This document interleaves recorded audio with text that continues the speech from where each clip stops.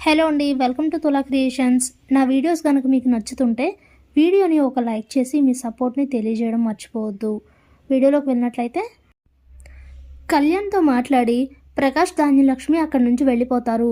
ఇక కళ్యాణ్ అలా ఆలోచిస్తూ ఉంటాడు. ఇంతలోనే కళ్యాణ్ని వెతుక్కుంటూ రాజ్, కావ్య వస్తారు. దూరం నుంచే కళ్యాణ్ని బాధపడడం చూసి అప్పుడే రాజ్, కళావతి నువ్వు వెళ్ళి కళ్యాణ్తో మాట్లాడు, ఎలా అయినా తనని ఒప్పించి తీసుకురా అని చెప్తే సరేనండి అంటూ కావ్య కళ్యాణ్ దగ్గరకు వస్తుంది.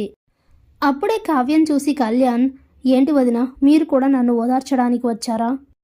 జరిగిన పరిణామాల వలన నేను బాధపడ్డం, నన్ను చూస్తూ మీరందరూ బాధపడడం, ఇలాంటి పరిస్థితులన్నింటికి కారణమైన అనామికని ఏం చేయాలి?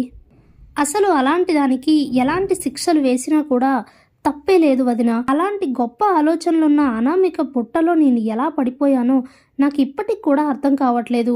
ఏ కొసాను కూడా చిన్న అనుమానం కూడా రాకుండా ఎంత బాగా నటించింది వదిన.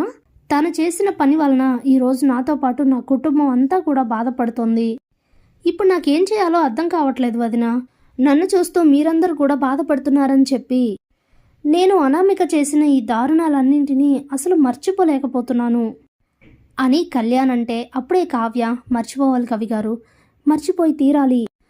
అలా మర్చిపోవడానికి ఖచ్చితంగా ఏదో ఒక కారణం మనం వెతుక్కోవాలి. ఈరోజు ఏ కారణం వెతుక్కోకుండానే ఈరోజు మన ఇంట్లో ఒక పండగలా జరుపుకునే రోజు అని కావ్య అంటే అప్పుడే కళ్యాణ్, ఏంటోదినా మీరు మాట్లాడేది, ఈరోజు ఏం స్పెషల్ ఉంది అని అంటే మీ పెద్దమ్మ పెదనాన్నల పెళ్లి రోజు కవిగారు అనేసరికి అప్పుడే కళ్యాణ్ గుర్తు చేసుకొని, అవును కదా, ఈ బాధలో పడి ఆ విషయమే మర్చిపోయాను వదినా అని అంటే అప్పుడే కావ్య, అందుకే కవిగారు ఇక ఈరోజు మిగతా అన్ని విషయాలు మర్చిపోయి వాళ్ళ పెళ్లి రోజు అన్న విషయం ఒక్కటే గుర్తుపెట్టుకోండి. ఈరోజు అన్నింటినీ మర్చిపోయి ఎవరు ఆఫీస్కి కూడా వెళ్లకుండా ఇంట్లో వాళ్ళతోనే సరదాగా టైం స్పెండ్ చేయడానికి మీ అన్నయ్య ఏర్పాట్లు చేస్తున్నారు అని చెప్తే మంచి ఆలోచన వదినా, కానీ అలా సరదాగా గడిపే పరిస్థితుల్లో నేను లేను. నాకు అనుక్షణం అనామిక చేసిన మోసమే గుర్తుకొస్తోంది. తను చేసిన పని వలన అప్పుపై పడిన నిందనే గుర్తుకొస్తోంది. ఇవన్నీ మనసులో పెట్టుకొని నేను సరదాగా సంతోషంగా ఎలా గడపాలి వదినా?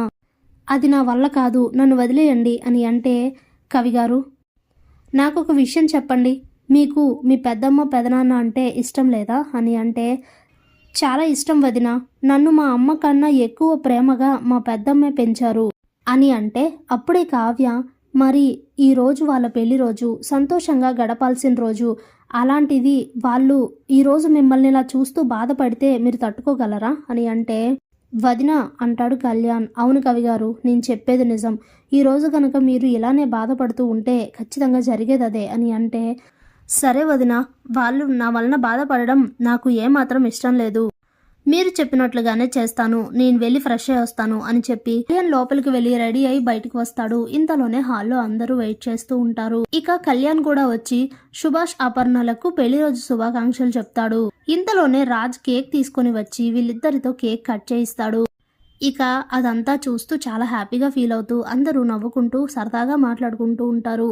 కళ్యాణ్ కూడా సరదాగా ఉండడం చూసి చాలా హ్యాపీగా ఫీల్ అవుతారు అందరూ.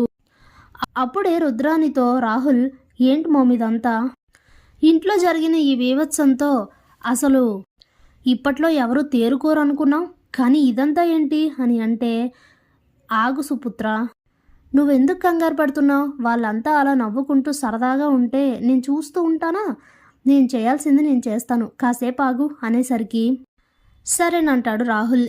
ఇక ఇంతలోనే పెళ్లి రోజు సందర్భంగా సుభాష్, అపర్ణలతో ఒక గేమ్ అయితే ఆడిస్తారు. అప్పుడే కళ్యాణ్, గేమ్ రూల్స్ ఏంటంటే పెద్దమ్మ మనసులో ఉన్న మాట పెదనాన్న కనుక్కోగలరో లేదో చూద్దాం, నానమ్మ మీకు చెవిలో ఓ మాట చెప్తుంది పెద్దమ్మ, ఆ మాటని మీరు పెదనాన్నకి సైగ చేసి చూపించాలి అనేసరికి సరేనంటుంది అపర్ణ.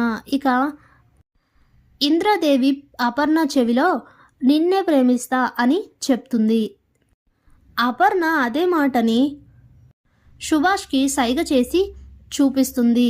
ఒకసారి రెండుసార్లు చెప్పలేకపోయినా మళ్ళీ చూపించేసరికి తనకు అర్థమయ్యి నిన్నే ప్రేమిస్తా అని చెప్పేస్తాడు.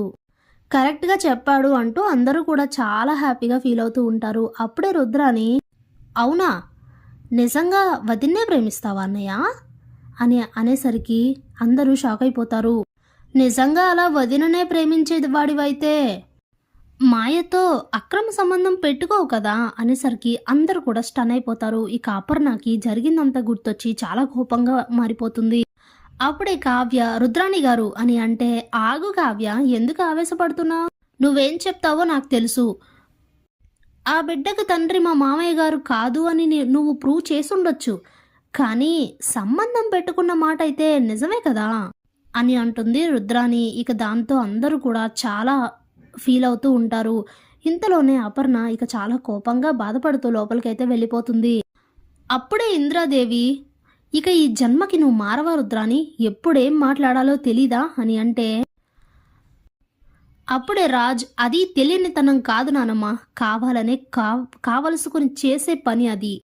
ఇంట్లో అందరూ సంతోషంగా ఉంటే చూడలేక ఈ చురకల్లాంటి మాటలతో ఇలాంటివన్నీ చేస్తోంది అత్తయ్య. ఛీ, ఇలా ఈ జీవుడి జన్మకి మారదింకా అంటూ ఇక అందరు అక్కడి నుంచి వెళ్ళిపోతారు. Thanks for watching.